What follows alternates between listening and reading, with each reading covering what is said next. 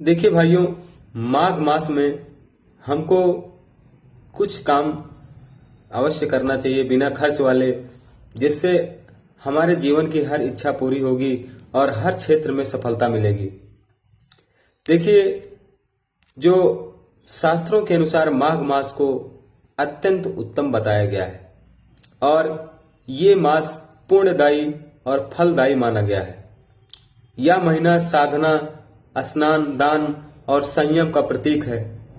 मान्यता है कि माघ मास में किए गए छोटे से छोटे उपाय भी कई गुना फल देते हैं। इस पावन महीने में भगवान विष्णु की विशेष कृपा प्राप्त होती है, क्योंकि वे सृष्टि के पालन करता हैं और जीवन के हर क्षेत्र जैसे धन, कैरियर, स्वास्थ्य, परिवार और मानसिक शांति का संतुलन बनाए रखते हैं। देखिए, हमें कुछ महत्वपूर्ण उपाय अवश्य करना चाहिए।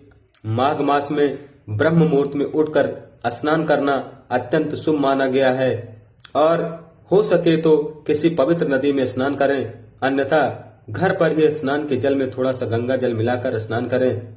बाद में स्वच्छ वस्त्र पहनकर भगवान विष्णु का ध्यान करें और मन ही मन उनका स्मरण करें।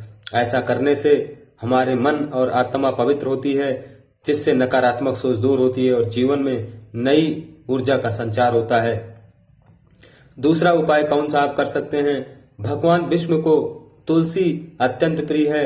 माघ मास में प्रतिदिन कम से कम गुरुवार के दिन भगवान विष्णु को तुलसी दल अर्पित करें और साथ ही ओम नमो भगवते वासुदेव मंत्र का जाप करें। ऐसा करने से आपके जीवन में आर्थिक स्थिति में सुधार होगा, घर में सुख, शांति और लक्ष्मी की कृपा प्राप्त होगी। तीसरा कौन सा उपाय कर सकते हैं? देखिए भाइयों, माघ मास को दान का महीना भी कहा जाता है।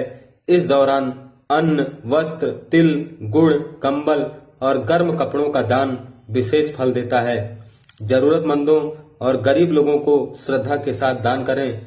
शास्त्रों में कहा गया है, माघ मास में किया गया दान व्यक्ति के पूर्व जन्मों के पापों को भी कम करता है। इससे भाग्य मजबूत होता है और जीवन में अचानक मिलने वाले अवसर बढ़ते हैं। जरूरी नहीं है कि आप धन से जुड़ी हुई चीजों का दान करें, आप किसी की मदद करें, ये भी दान आप कर सकते हैं। अगला उपाय आप कौन सा कर सकते हैं? माघ मास में आप नियम बना लें कि हर रोज विष्णु सहस्त्रनाम और श्रीमद् भागवत गीता का पाठ अवश्य करें। इनका प्रतिदिन पाठ करने से प्रभाव कई गुना बढ़ जाता है। देखिए, रोज पाठ करने से नौकरी व कारोबार में मजबूती आती है और सभी तरह के तनाव से मुक्ति मिलती है।